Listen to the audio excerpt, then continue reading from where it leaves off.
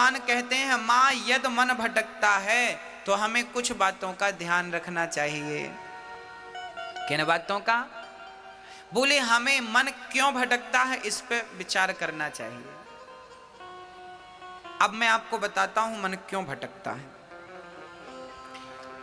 आप बहुत ज्यादा देखते हैं तो मन वहां जाता है जहां जो आप देखते हैं, और जो आप देखते हैं वो प्राप्त करने की इच्छाएं होने लगती हैं, तो फिर मन भटकने लगता है।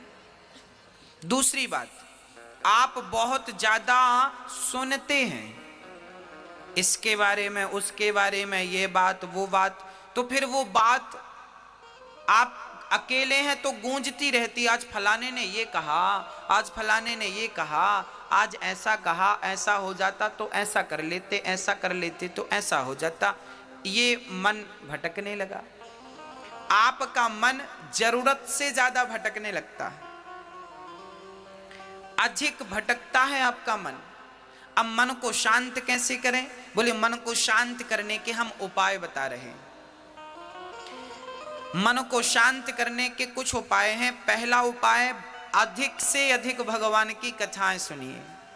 मैया जी आप बताइए, अभी आपको यहां बैठे लगभग 1.5 घंटा हो गया। वैसे तो 1.5 घंटे हो गए, फिर भी हम 1 घंटा मान लें।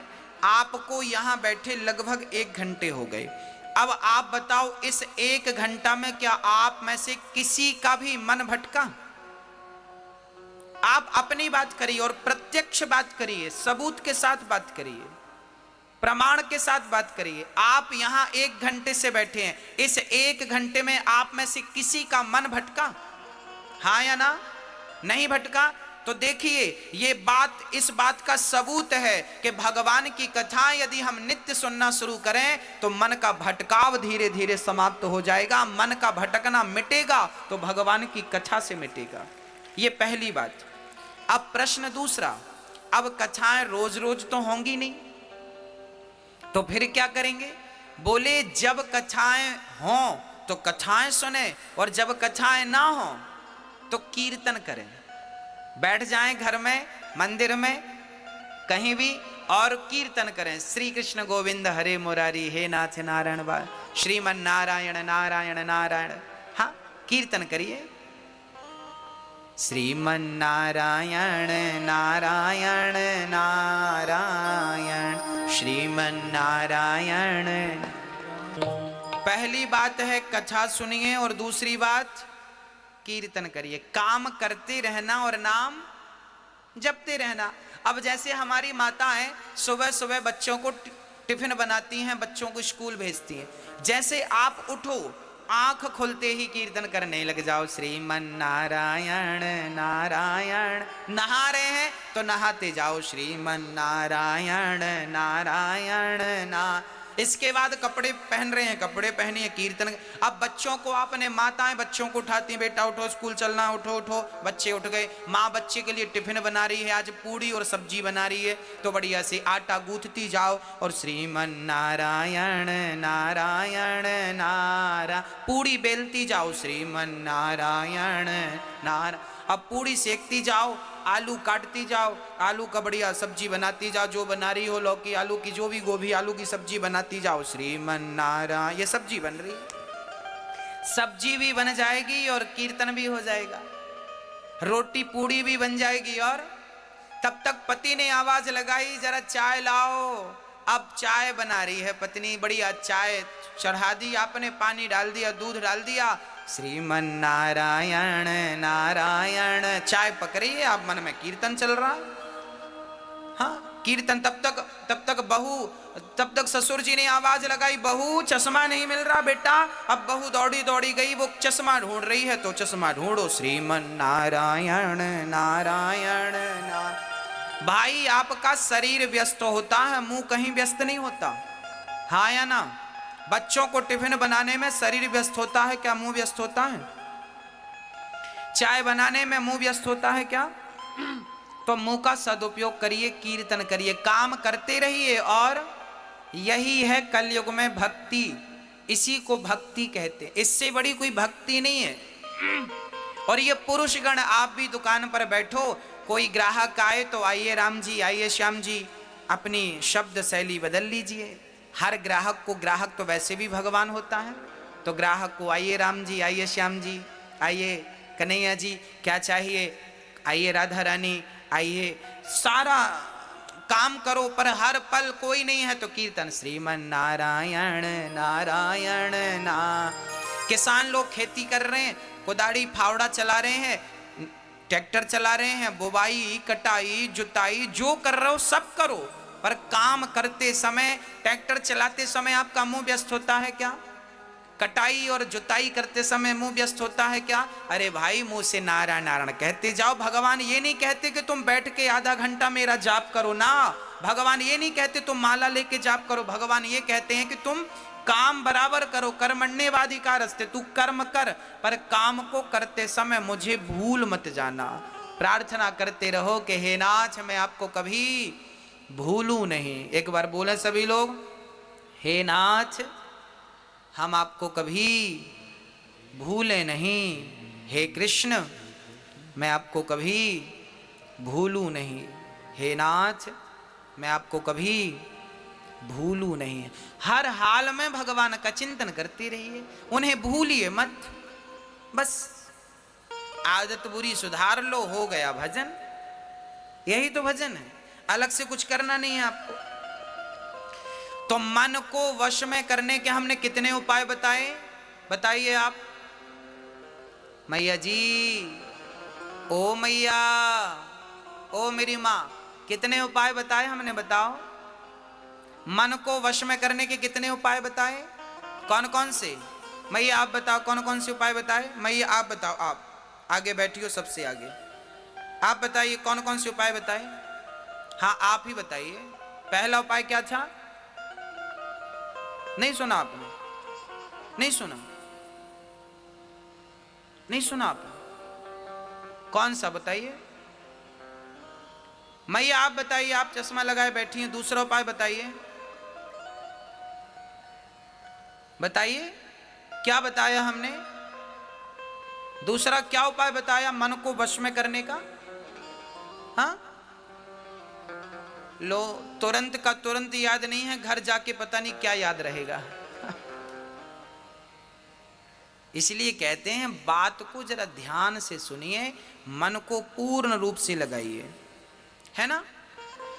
मन को वश में करना हो तो पहला काम है भगवान की कथाएं ज्यादा सुनो, दूसरा काम है कीर्तन ज्यादा करो, काम करते रहो और नाम जपते रहो। ये दो चीज यदि आपके अंदर आ गई तो मन धीरे धीरे, कितना भी बिगड़ा हुआ मन क्यों ना हो, वो धीरे धीरे केंद्रित हो जाएगा। और याद रखना मेरी माँ, जिस दिन मन बिल्कुल शांत हो गया उस दिन, उसके दूसरे दिन नहीं, उसी दिन परमात्मा की प्राप्ति आपको हो जाएगी।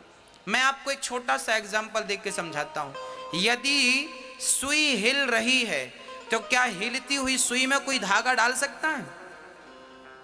कहो हाँ या ना। नहीं, धागा डालने के लिए सुई को क्या करना पड़ेगा? स्थिर करना पड़ेगा। सुई स्थिर है तो उसमें धागा आसानी से चला जाएगा। उसी प्रकार मन जिस दिन स्थिर हो जाएगा उस दिन परमात्मा आसानी से आपके मन मंदिर में प्रवेश कर जाएगा। मन तो स्थिर हो, मन ही स्थिर नहीं है। मन की गति है अटपटी, झटपट लखे न कोय, और मन की जब खटपट मिटे तो झटपट दर्शन होए। मन के हारे हार है, मन के जीते जीत, और मन ही मिलावत राम से, मन ही करत फजीत। सारी गति मन की ही है। मन, गीता में लिखा है मन एव मनुष्याणाम बंधनम मोक्ष कारणम। ये मन ही बंधन का कारण है और मन ही मोक्ष का कारण है। मैया जी, बंधन का कारण क्या है? मन। और मोक्ष का कारण क्या है? मन। ये मन ही बांधता है और ये मन ही मुक्त करता है। अब आप कहेंगे महाराज जी मन बांधता भी और मुक्त करता, ये कैसे? देखिए, चाबी ताले की एक ही होती है। उस चाबी को आपने इधर कर दिया तो ताला बंद, और चाबी को इधर कर दिया तो ताला खुल गया। बस मन को इधर लगाया, मन को इधर लगाया, पत्नी में, पति में, बच्चों में, परिवार में, मन को इधर लगाया तो बंधन है, और मन को उधर लगा दिया परमात्मा में तो मोक्ष है। यही तो बंधन है, यही तो मुक्ति है। ये मन ही चाबी है। आप इसे कितनी गंभीरता से सुन रहे हैं और समझ रहे हैं मुझे नहीं पता, पर मैं आज जीवन की कुंजी अर्थात चाबी आपको दे के जा रहा हूं कि मन ही बंधन है और मन ही मोक्ष है। मन ही आपको भवसागर से मुक्त करेगा और मन ही फंसाए रखा है अभी आपको। हाँ, आपको छत में जाना हो तो कैसे जाते हैं आप लोग? सीढ़ी से। और छत से नीचे आते हैं तो कैसे आते हैं?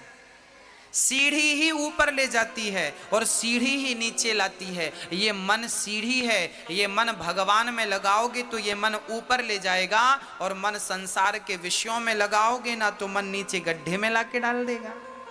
मन ही सीढ़ी है। अब आप समझिएगा,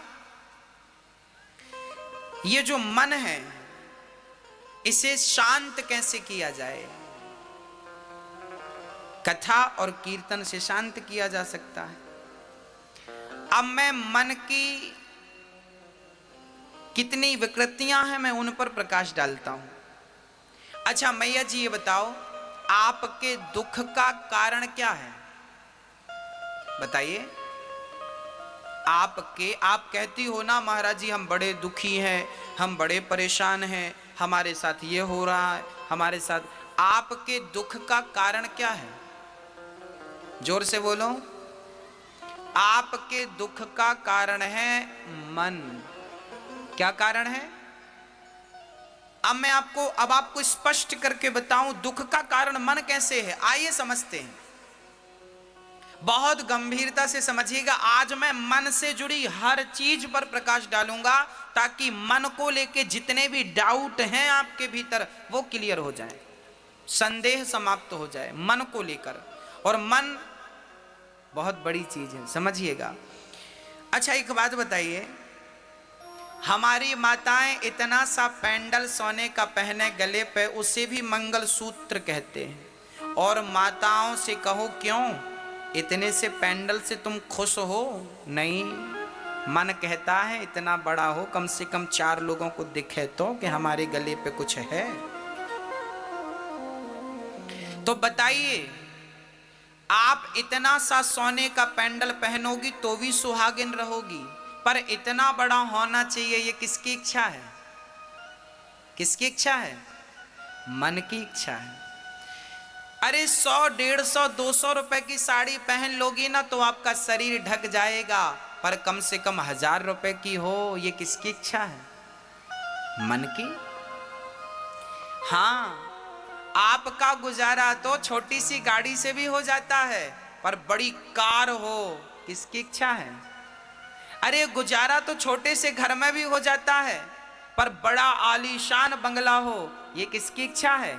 ये आपकी इच्छा नहीं है, ये तो मन की इच्छा है। पूरी जिंदगी आपका मन आपसे गुलामी कराता है और आप अपने मन की गुलामी करते हैं, और मन की इच्छाएं पूरी करते करते करते करते आप खुद पूरे हो जाते हैं। क्या मन की इच्छाएं पूरी होती हैं?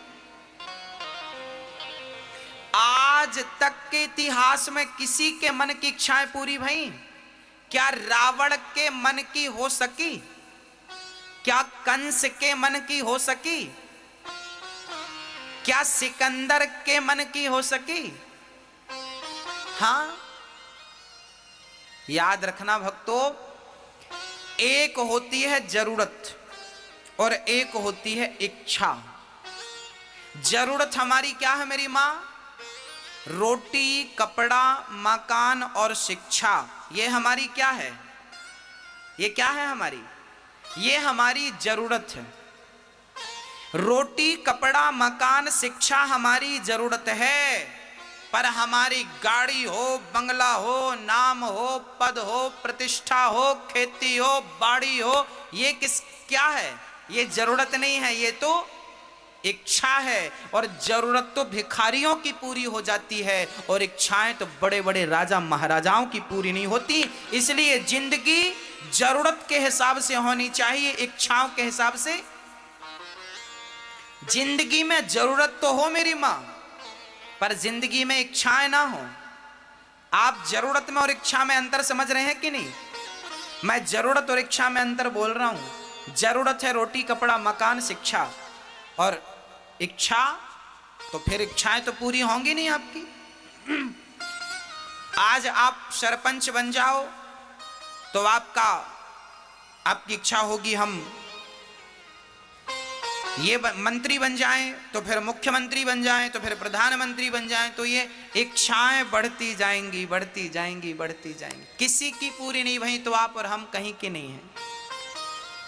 इसलिए मन को ज्यादा तवज्जो ना दें, मन को ज्यादा आप महत्व ना दें, मन को पड़े रहने दीजिए। मन की ज्यादा ना सुना करो। आप लोग ना मन की सुनते हो, इसलिए वो आपको परेशान करता है। अच्छा, एक बार क्या हुआ, एक राजा ने अब देखिए, आपके मन में इच्छा हुई कि मेरे पास बंगला हो। अब बंगला मिल गया, मन की इच्छा पूरी हो गई तो आप खुश, और बंगला नहीं मिला, इच्छा पूरी नहीं हुई तो आप दुख।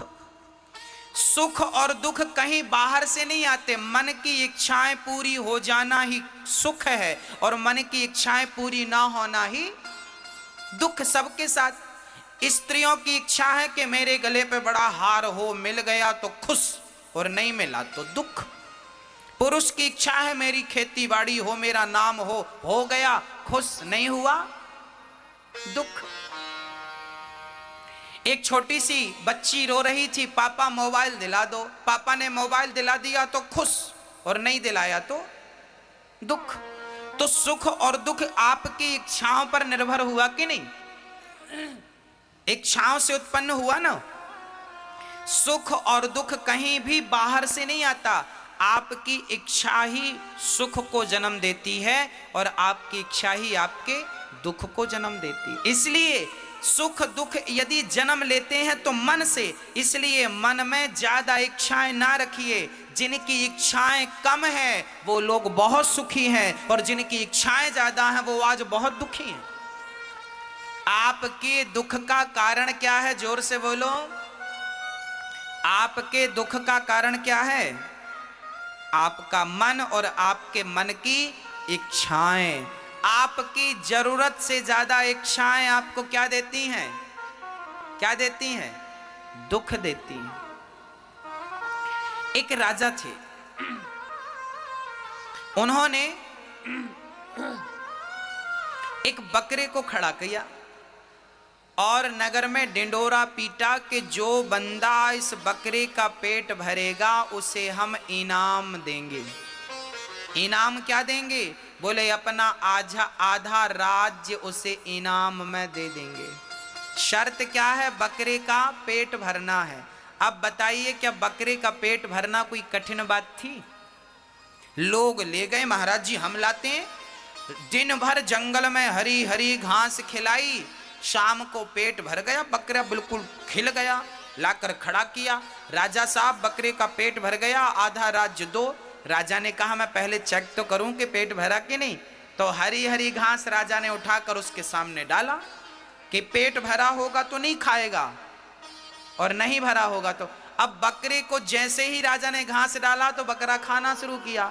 अब खाया तो राजा ने कहा पेट भरा होता तो खाता नहीं, खा रहा है इसका अर्थ तभी इसका पेट नहीं भरा, चलो इसे दंड दिया जाए।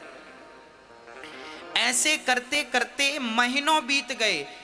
बड़े बड़े समझदार लोगों ने ट्राई किया पर कोई भी बकरे का पेट ना भर सका। आप बताइए बकरे का पेट भरता है? कितना भी खिलाओ पर थोड़ी सी घास देखेगा तो फिर वो खाएगा। सही है क्या? हाँ या ना? सही है। एक महात्मा जी को पता चला कि बकरे का पेट भरना है। महात्मा जी बोले ठीक है राजा हमें मौका दो। राजा ने मौका दिया। महात्मा जी जंगल ले गए और बढ़िया बांस का डंडा तोड़ लिया बाबा जी ने, और जैसे ही बकरा घास खाए तो बाबा जी उसके मुंह पे एक जमाए। बकरा दूर खड़ा, बकरा बाबा की तरफ देखे, फिर घास खाने जाए बाबा, फिर उसके मुंह पे एक लाठी जमाए। अब बकरे को समझ आने लगा कि मैं घास खाता हूं तो लाठी पड़ती है, तो लाठी ना पड़े यदि घास ना खाऊं। बकरा चुपचाप खड़ा रहा। बकरे को उतना ही खाने को दिया महात्मा जी ने जितनी उसकी जरूरत थी, जितने में वो जिंदा रह सके, बस। अब अधिक घास खाए तो लाठी पड़े। अब बकरा चुपचाप खड़ा, आंख बंद करके, ऐसा लगा मानो इसे संन्यास हो गया। शाम को महात्मा जी ने बकरे को खड़ा कर दिया राज दरबार में। महाराज पेट भरा है इसका। राजा ने देखा बकरे का पेट बिल्कुल खाली दिख रहा था। राजा बोले पेट खाली है। महात्मा जी बोले पेट पे ना जाइए, आप ट्राई कीजिए। राजा ने घास डाला जैसे ही, तो महात्मा जी, बकरे ने सबसे पहले बाबा को देखा। बाबा ने कहा बेटा खाना मत। महात्मा जी की बात मान ली, बकरे ने आंख बंद कर ली। राजा घास डालते गए, डालते गए, डालते गए, डालते गए, पर एक रत्ती घास बकरे ने नहीं खाई।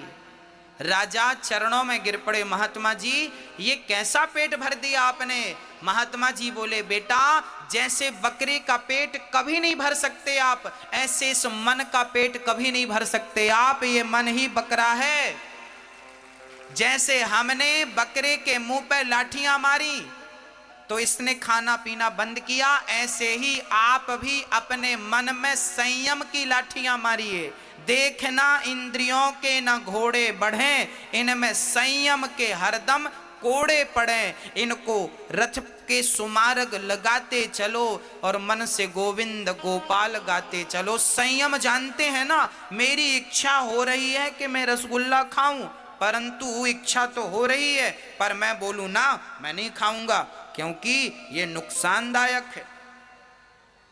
हाँ, आप की इच्छा होने के बाद भी आप ना करें वो काम, इसे कहते हैं संयम। धीरे धीरे जब आप कंट्रोल करेंगे तो फिर वो इच्छाएं समाप्त हो जाएंगी। फिर वो मन, बकरा पहले परेशान कर रहा था, कुछ भी खाता और फिर राजा डालता तो खाता, और अब बाबा जी ने जो लाठियां जमाई तो अब नहीं खाता। अर्थात मन को भी थोड़ा सा डांटिए, मन को भी थोड़ा सा मारिए। गोस्वामी जी डांट रहे हैं, रे मन तू सत्संग कर, छोड़ जगत की रीत, और अंत समय पछताएगा जब आयु जाएगी बीत। रे मन सब सो निरस है, सरस राम सो होए, उचित सिखावन देते हैं निस दिन तुलसी तोय। रे मन मन को बहुत डांटा गया है, और 4 वेद और 18 पुराण आपसे केवल एक ही बात कहते हैं कि आपने अपने मन को साध लिया तो आपका वेद पुराण सुनना समझना सफल हो गया।